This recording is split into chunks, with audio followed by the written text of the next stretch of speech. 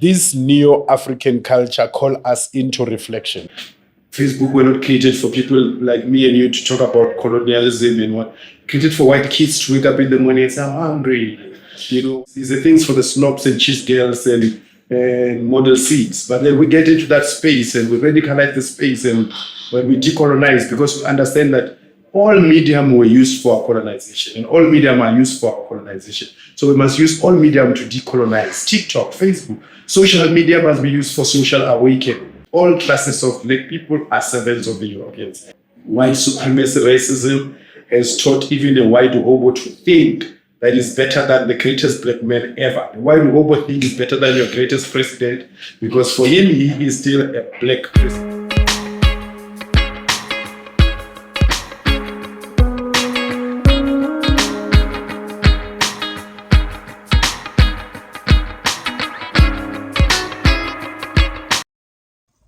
Welcome back on the channel. If you are new in the channel, don't forget to subscribe. Let's go. Mshato moholo dumelang sanibonani ninjani abusheni riperile. My name is Thau Thau Haramanuba on Unpopular Opinion, representing Bantu Soul Society. Speaking about neo-African culture and neo-colonialism. That neo-colonialism produced neo-African culture, which is basically new African culture. This neo-African culture, it's simply saying that there is no way we are going back to wearing skins. There is no way that we are going back to a traditional African society as it was. We are living in the modern times. So for those who like to say, you people are decolonizing, I talk about Africanism, Pan-Africanism, Ubuntu, African culture, but you are articulating all of these things in English. It is for the benefit of the African global village that we have become, where we have the Africans in Africa and the Africans in the African diaspora. But it is also within the context of even people of the same country, like in South Africa here. We have about 12 official languages now, after they included the sign language. But if I am going to articulate something in my mother tongue, how many people are going to be able to hear that, as opposed to if I articulate it in the current language of convenient communication, which is English? As I did remark earlier, that there's an interesting phenomena that happened during the June 16 uprising, that you will find people who were opposing, or the student of 1976 who were opposing Afrikaans as an oppressive language, while holding on placards written in English, as if English is a less of an oppressive language. And when you think of it, Afrikaans only oppressed people here in South Africa and in Namibia. And its speakers maybe went a little bit bomb countries like Mozambique, Botswana, and so forth. But when you speak of English and its colonization of the world, we made a point that there is every 6 days there is a country in the world that is celebrating its independence from Britain and from the English. But it doesn't change them from using the language, English as the language of their communication. The only problem is when we allow the colonial trappings of the language. Like, for one, most of us were educated to believe that if you speak a perfect English is a mark of intelligence, which is basically just a linguistic prowess than mark of intelligence. And therefore we'll be trying to okkomelana in terms of who's speaking English better, when it is none of us mother tongue. But also studies found that even, I think it's the Western Cape, University of Western Cape came up with some studies that most of the teachers who are teaching the indigenous language, they themselves don't even know how to speak the indigenous language properly. So this neo-African culture call us into reflection, that we reflect the society we are living in, but we'll reflect ourselves in a broader context of we're dealing with a global village. Like, for instance, unpopular opinion is a global phenomenon. It's an international phenomenon.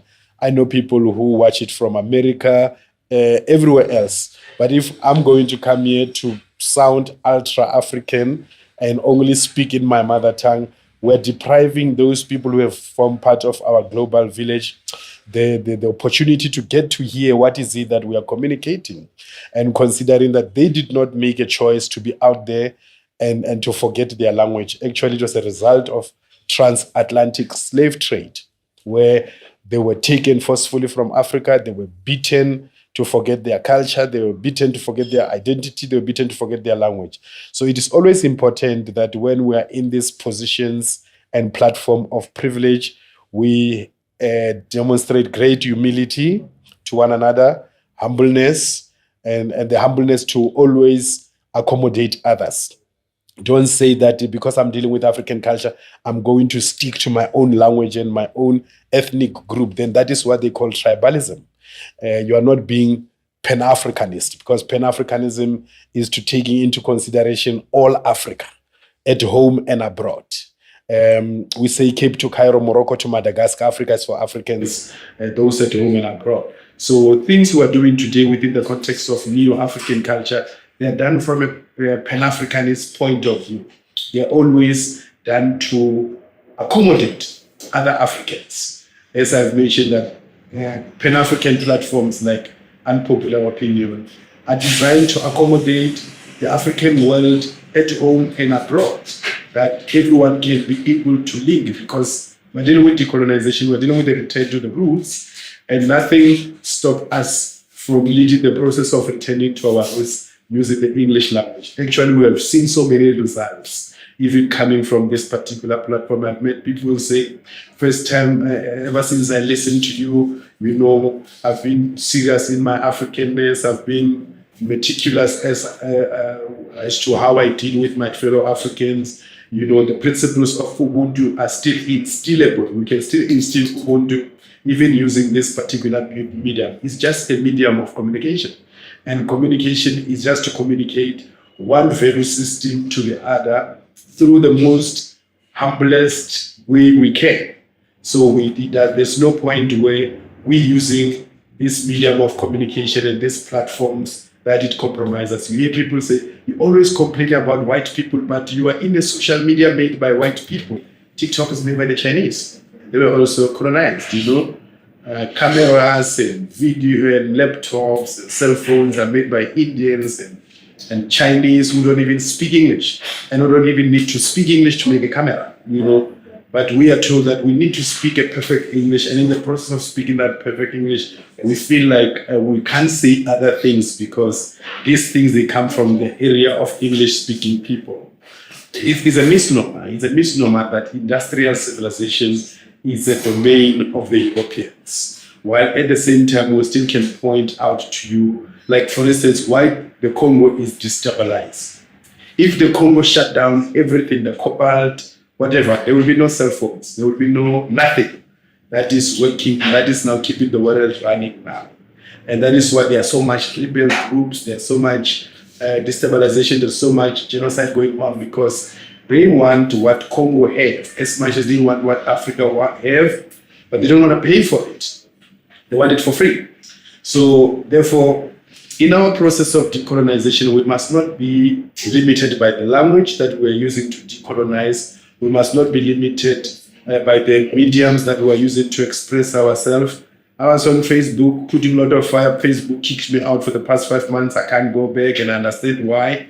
Because the content that I was putting there, I understand that Facebook were not created for people like me and you to talk about colonialism and what. Created for white kids to wake up in the morning and say, I'm hungry. While they're sitting in there, you are sitting in the dining room complaining about hunger, you can just walk to the kitchen.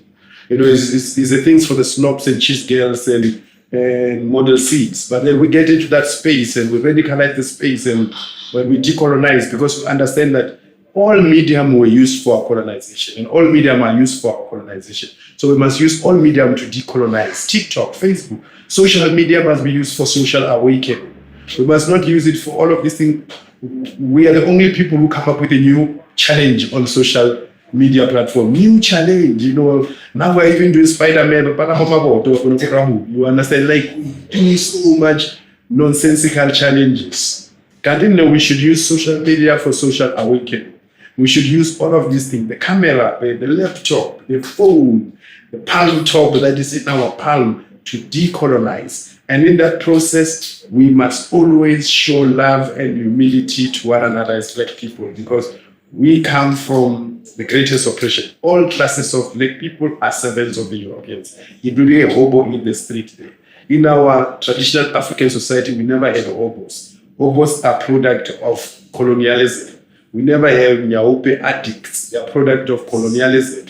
We never had all of these classes like middle class, lower class, and all of upper class. We never had that. They are all product of colonialism. But you must remember that even if you're a Black man with a PhD, white supremacy racism has taught even the white hobo to think that is better than the greatest Black man ever. The white hobo think is better than your greatest president because for him, he is still a Black president. That's what it is. So we must be humble to one another and don't allow any of these things that we're using to define our decolonization space to define us. We must always show respect and consideration to one another and understand that we are coming from great tribulation, we're coming from a great trauma, and we need to hold each other's hand into Haramanuba and to save society here, there. All of us. Give thanks. Yes, that was Thau Thau Haramanuba talking about Neo-African culture. If you enjoyed the video, don't forget to subscribe. Let's go.